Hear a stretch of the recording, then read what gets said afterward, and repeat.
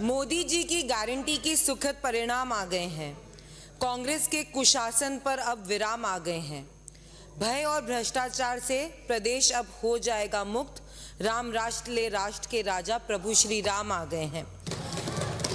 16वीं विधानसभा के सत्र में राज्यपाल के अभिभाषण पर चर्चा में हिस्सा लेते हुए सर्वप्रथम सदन के माननीय अध्यक्ष एवं सभी सदस्यगण का आशीर्वाद लेना चाहूँगी।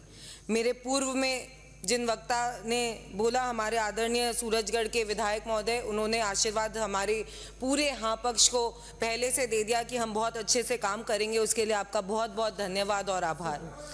बहुत आपने अच्छी अच्छी बातें कही, बहुत सारी बातें नोट करने लायक भी है और कंक्लूजन जो आप शायद नहीं कर पाए अपने चर्चा को, अपनी इस व्यक्तित्व को, मैं कंक्लूड कर देती हूँ। इन्होंने यही सब बातें कही कि 5 साल में कांग्रेस ने जिस तरीके से भ्रष्टाचार करा, जिस तरीके से महिलाओं के साथ दुर्व्यवहार करा, जिस तरीके से उत्पीड़न करा, उसी की वजह है कि वे नापक्ष में। और हम विश्वास दिलाते हैं आपको कि ये 5 साल नहीं, अगले आने वाले 15 साल भी हम यहाँ हाँ पक्ष में ही बैठेंगे। इस बात की गारंटी हम देते हैं। और ये गारंटी हम इसलिए दे सकते हैं क्योंकि हमारे आदरणीय प्रधानमंत्री मोदी जी की गारंटी पे सबको भरोसा है। बोलने की बात नहीं, आप लोग खुद ही इस बात को बहुत अच्छी तरीके से जानते हैं कि किस तरीके से हमारे प्रधानमंत्री मोदी जी की कथनी और करनी में कोई अंतर नहीं। अगर अंतर था तो कांग्रेस की सरकार ने किया। बहुत सारे वादे, बहुत सारी बातें और बहुत सारी चर्चाओं पर बहुत जनों ने यहाँ पर बोला। मैं तो कुछ पल, क्योंकि मैं शायद सबसे, अब तो नहीं बोल सकती यंग विधायक, पिछले सत्र में तो सबसे कम एक्सपीरियंस की विधायक थी, लेकिन उस 2.5 साल में जो मैंने देखा, हमारे नेता प्रतिपक्ष भी यहाँ पर विराजमान है। इन्हीं की बात से शुरू करती हूँ। एक प्रश्न था मेरा पिछली विधानसभा के सत्र में कि कितनी स्कूटी बटी, तो 29 स्कूटी राजसमंद में बटी थी, जबकि 250 का वादा था। हम आपके यहाँ के जो टूरिज्म मिनिस्टर थे इस सदन पे, उन्होंने बकायदा रिकॉर्ड हुई थी बात कि राजसमंद की झील के लिए 10 करोड़ रुपए हम देंगे जिससे उसका सौंदर्यकरण हो सके। आज तक भी, जब तक आपकी सरकार रही तब तक भी उसके बारे में ना तो कभी कोई चर्चा हुई, ना कोई पत्र आया, और जितनी बार मैंने पत्र लिखा उतनी बार वहां से कभी कोई जवाब नहीं आया। बहुत सारे वादे आप लोगों ने कहे थे। Mahatma Gandhi English medium school, ये हालत थी उस इंग्लिश मीडियम स्कूल की कि सिर्फ घोषणा कर दिए गए, बच्चों को वो स्कूल छोड़ना पड़ा, बच्चों को प्राइवेट स्कूल की तरफ मुंह देखना पड़ा, क्योंकि जो बच्चे 10वीं तक हिंदी पढ़ते थे, सडनली आपने उस स्कूल को इंग्लिश करके वहां पर ना तो टीचर्स प्रोवाइड करे, ना कोई बातें करी। ये झूठ आपने बोला, हमारे तरफ से हमारे मोदी जी की सरकार ने, और ना ही भारतीय जनता पार्टी के किसी विधायक ने कोई झूठ बोला। मेडिकल कॉलेज की बहुत बड़ी बातें हुई, राजसमंद भी उसमें से एक था जिसमें मेडिकल कॉलेज खुलेगा, इसकी बहुत बड़ी घोषणा करी गई, बड़े बड़े होर्डिंग्स लगे गए, लेकिन कहीं भी आपके पत्रों में ये नहीं लिखा, कहीं भी ये बात नहीं आई कि किस तरीके से, क्या कार्य प्रणाली होगी कि ये मेडिकल कॉलेज धरातल पर उतरेंगे। ऐसे कितने झूठे वादे। अगर हम बात करें तो अभिभाषण पे बात मैं नहीं कर पाऊंगी, कांग्रेस सरकार पे ही मेरा 15 मिनट चला जाएगा। तो मैं आपके समय में आप बिल्कुल बोल सकते हैं, मेरे समय में मुझे आप बात करने का पूरा मौका दें। बीच में अभिभाषण की चर्चा के बीच में नियम ही नहीं है कि आप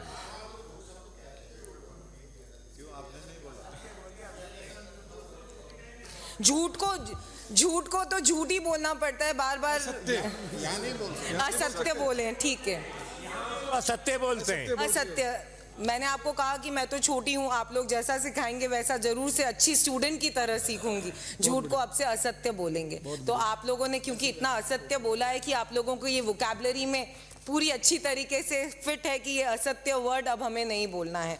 तो मैं हमारे सब विधायकगण को हाँ पक्ष के भी बोलूंगी कि हम कभी भी असत्य ना बोलें, सत्य के राह पर सदा चलें। DMFT के पैसे की बात करें, जिस तरीके से बार बार घोषणाएं कही गई, और अभी आप बोल रहे थे कि जल जीवन मिशन के कॉन्ट्रैक्ट्स कैंसिल करे गए, पानी बंद करा गया। सबसे पहले तो मैं एक बात कहना चाहूंगी कि कोई भी पानी बंद नहीं हुआ है। पुराने वर्क ऑर्डर्स, क्योंकि भ्रष्टाचार था, कॉन्ट्रैक्टर्स ने गलत रेट दी गई। पिछली सरकार ने जहां पर पाइपलाइंस डाली थी वहीं पे पाइपलाइंस वापस से ऑर्डर लिए गए और उधर नई पाइपलाइंस डालने की बात करी गई। इसलिए इस भ्रष्टाचार को रोकने के लिए हमारे माननीय आदरणीय मुख्यमंत्री महोदय ने ये कोशिश करी है कि जीरो टॉलरेंस रखेंगे और ऐसे वर्क ऑर्डर जारी नहीं होने देंगे। पुरानी सरकार ने, आप कहते हैं कि हम लोगों ने सडनली सारे आने के बाद आप लोगों के चालू किए गए चीज़ों को बंद करा, आपकी योजनाओं को बंद करा। मैं आपको बताना चाहूँगी कि 2018 में जब आपकी सरकार आई तो पूरे राजस्थान की बात नहीं करूँगी क्योंकि मैं राजसमंद का प्रतिनिधित्व करती हूँ। राजसमंद के अंदर डीएमएफटी से कही गई घोषणाएं, करीबन 60 करोड़ की घोषणाएं मेरी विधानसभा से कैंसिल करी गई। तुरंत आते ही विदिन 10 दिन में आपने ये ऑर्डर निकाले थे कि अब से कोई भी योजना है, तो क्या वो जन कल्याणकारी योजनाएं नहीं थी? बात हम सिर्फ ये कह सकते हैं, एमओयू की बात करी गई थी। पिछली 15वीं विधानसभा में कहा गया था कि 1500 करोड़ रुपए का एमओयू हमने साइन करा है, नई इंडस्ट्रीज आएगी, नई फैक्ट्रीज लगेगी। लेकिन युवाओं को जिस तरीके से आपने पेपर लीक कर या बेरोजगारी भत्ते की बात करके या एमओयू का सपना दिखाकर कि हम रोजगार की और बढ़ाएंगे, हम अपॉर्चुनिटीज बढ़ाएंगे, आपने सिर्फ और सिर्फ असत्य बोला है, सत्य कहीं नहीं बोला है। इसी में अगर मैं कहना चाहूंगी कि अभिभाषण की हम बात करें, किस तरीके से महिलाओं पर दुर्व्यवहार हुआ, दुराचार हुआ। हमारे प्रधानमंत्री मोदी जी ने जब से वे प्रधानमंत्री, प्रधान सेवक के रूप में इस देश की सेवा कर रहे हैं, उनकी गारंटी पे जनता को भरोसा क्यों नहीं हो? क्योंकि उन्होंने आते ही सिर्फ और सिर्फ महिलाओं के लिए नहीं, हर वर्ग के लिए उन्होंने अच्छे काम करे हैं, हर वर्ग के लिए नई योजनाएं लाए हैं जिनसे उनकी जीवन बहुत अच्छे से बीत सके।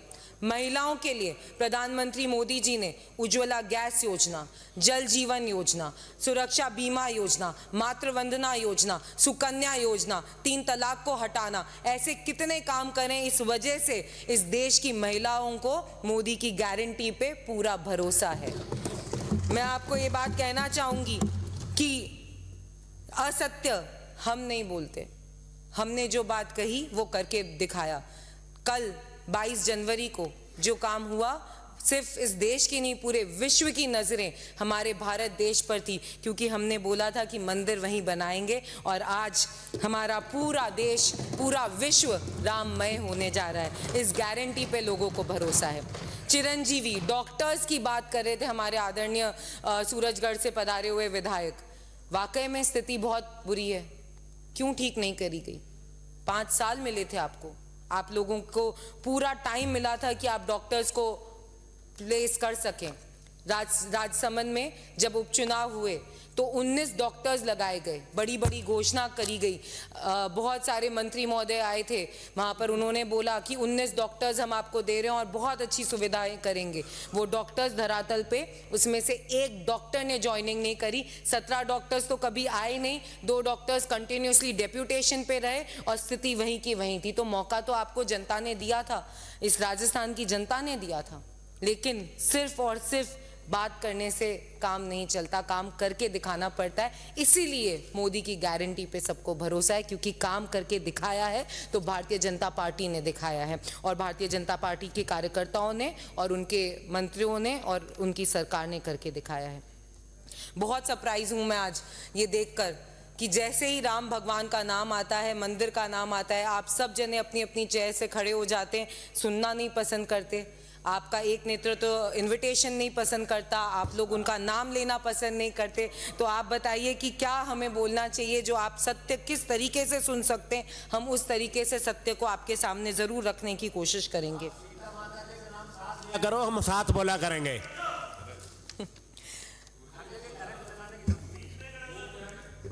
कोई बात नहीं, वो क्या होता है ना कि ये क्या है, वो मंत्रा जी ने मना कर दिया था कि वो राम जी के कार्यक्रम में नहीं जाना है। ये मंत्रा जी की टीम के लोग हैं ना, इसलिए मना कर दिया था, इसलिए नहीं गए। शंकराचार्य जी बड़े हैं या मोदी जी बड़े हैं, बता दीजिए। हम शंकराचार्यों को मानते हैं जो कब से इस परंपरा को चला रहे हैं। मेरे समय में जो धर्म के प्रतीक हैं, हम उन शंकराचार्य को मानते हैं। नेता मोदी को आप पूछो, हम शंकराचार्य को पूछते हैं। और ये नियम का नियम का उल्लंघन है। सबके विराजे माननीय मंत्री जी, माननीय विराज है। नहीं तो क्या है? अभिभाषण पे बात करते हैं, सरकार पे। मैंने आपको कहा ना कि राम भगवान का नाम आते ही इन लोगों को पता नहीं अलग से इनके भाव अलग हो जाते हैं। कोई बात नहीं, हम सरकार की बात करेंगे, आपके काम की बात करेंगे। मोदी जी ने ये बात सिर्फ कही नहीं, करके दिखाई कि भारत आज 5वीं सबसे बड़ी अर्थव्यवस्था है और आने वाले दिनों में 3री सबसे बड़ी अर्थव्यवस्था होगा।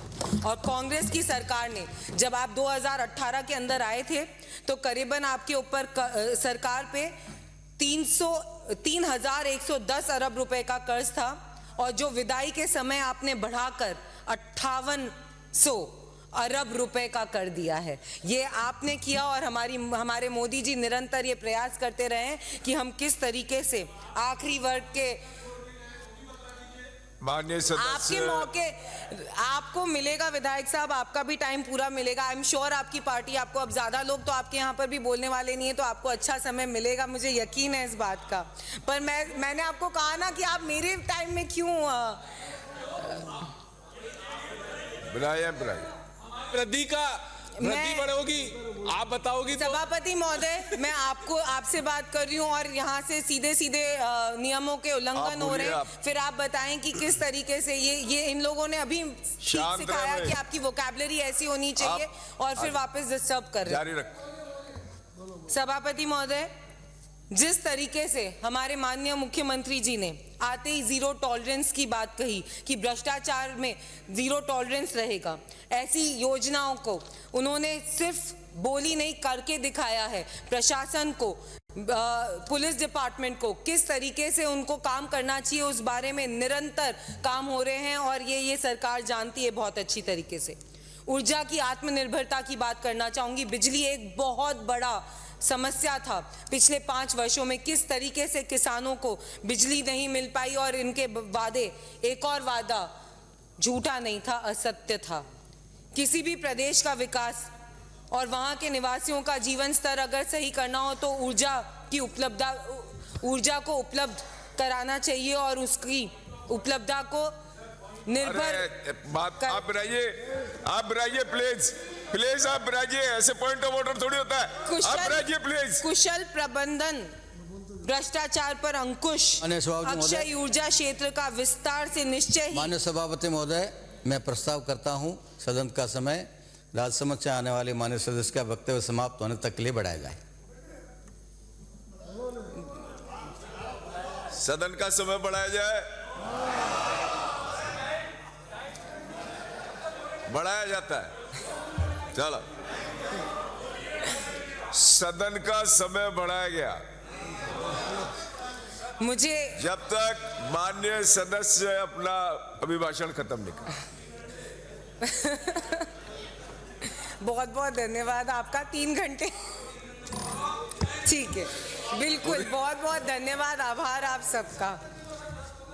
सभापति महोदय, मुझे बहुत प्रसन्नता है कि महामहिम राज्यपाल ने अपने अभिभाषण में प्रदेश की विद्युत उत्पादन में आत्मनिर्भर बनाने का संकल्प व्यक्त किया है। कुशल प्रबंधन, भ्रष्टाचार पर अंकुश, अक्षय ऊर्जा क्षेत्र का विस्तार से निश्चय ही प्रदेश बिजली आपूर्ति के हालत को सुधारेगा।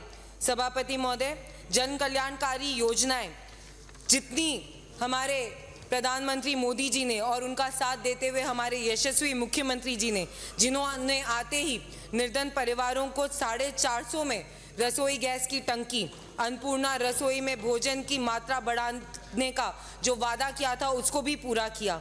किसानों को 12,000 रुपये प्रति सम्मान निधि देने का, गेहूं खरीद पर बोनस देने का, सस्ती दवाइयों की उपलब्धता बढ़ाने का, करीबन 350 प्रधानमंत्री जन औषधि केंद्र खोलने का, और यही नहीं, प्रधानमंत्री आवास योजना जिसका इन्होंने सबने, कांग्रेस की सरकार ने सारे फॉर्म्स नहीं भरने के कारण करीबन 9 लाख लोग ऐसे रह गए जिनका पंजीयन तक नहीं हो पाया, उसमें भी उपलब्धता प्रोवाइड कराने का हमारे आदरणीय मुख्यमंत्री जी ने पूरी तैयारी और निर्देश दे दिए हैं। आप बात कर रहे हैं आपको तो 5 साल मिले थे, हमने तो 2 महीने में ये सब करके दिखाया है आपको। प्रधानमंत्री महोदय, सभापति महोदय, हमारे प्रधानमंत्री जी ने जिस तरीके से इस देश को और हम सबको निर्देशित किया है कि हमारे को जनता की किस तरीके से सेवा करनी चाहिए, किस तरीके से आखिरी पीढ़ी तक, आखिरी वर्ग तक हमें पहुंचना चाहिए। ये वाकई में सोचने की बात है कि इस गारंटी पे पूरी जनता ने आज भरोसा करा है। राज्यपाल महोदय का अभिभाषण राजस्थान को विकसित राजस्थान बनाने की दिशा में सरकार के संकल्प को दर्शाता है।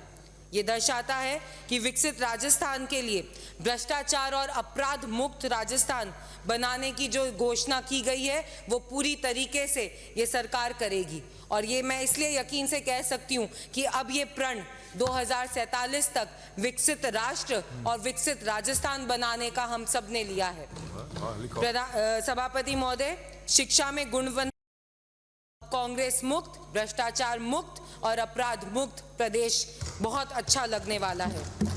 सरकार ने अपने सभी लक्ष्यों को पूरा करने का संकल्प लिया है। 2047 तक विकसित भारत, विकसित राजस्थान बनाने के संकल्प के साथ मैं अंत में इन 4 पंक्तियों के साथ अपनी बात को खत्म करना चाहूंगी। सुशासन का संकल्प और जन कल्याण का इरादा, युवा, महिला, किसान को सक्षम बनाने का वादा, कांग्रेस के कुशासन पर अंकुश लगा आगे बढ़े प्रदेश अपना, मोदी जी के नेतृत्व में साकार करेंगे विकसित भारत का सपना, विकसित राजस्थान का सपना। बहुत बहुत सदन धन्यवाद। की बैठक